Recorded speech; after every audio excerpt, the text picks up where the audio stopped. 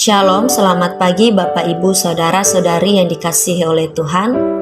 Pada hari ini kita akan mendengarkan renungan dengan judul Bertahan sampai pada kesudahannya, yang terambil di dalam Markus 13 ayat 1-20. Semua orang Yahudi begitu mengagumi kemegahan bait Allah yang dilapiskan dengan lempengan emas sehingga memantulkan cahaya keemasan. Bait Allah dilambangkan sebagai kehadiran Allah di tengah-tengah umatnya, tetapi juga sebagai lambang identitas orang Yahudi, sebab setahun sekali orang Yahudi di segala penjuru akan datang ke bait Allah untuk merayakan Paskah. Begitu pula dengan para murid Yesus yang kagum akan bangunan bait Allah tersebut. Secara tidak langsung mengajak Yesus untuk ikut mengagumi dan bangga akan bangunan bait Allah. Tetapi Yesus menjawab bahwa tidak ada satu batu pun akan dibiarkan terletak di atas batu yang lain, semuanya akan diruntuhkan.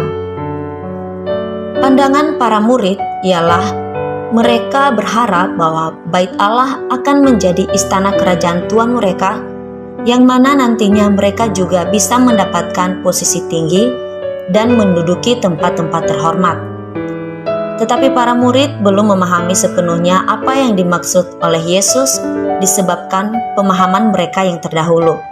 Oleh sebab itu mereka bertanya kepada Yesus bahwa bila manakah hal itu akan terjadi dan apakah tandanya?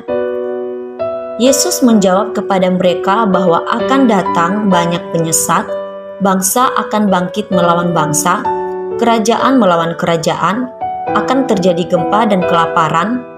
Namun itu semua barulah permulaan penderitaan.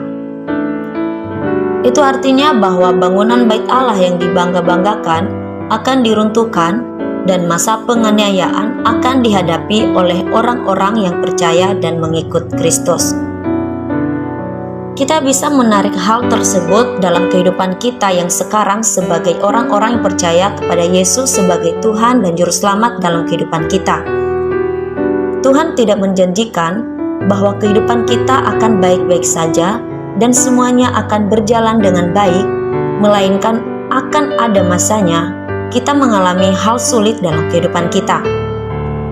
Untuk itu kita jangan menaruh harapan kita pada hal-hal yang dasarnya tidak kokoh seperti harta, jabatan, prestasi, atau pada diri sendiri, melainkan harapan kita didasarkan pada firman Tuhan. Dengan demikian kita tidak lagi takut sebab Tuhan tidak meninggalkan orang-orang yang percaya dan mengandalkannya asal kita tetap percaya kepadanya.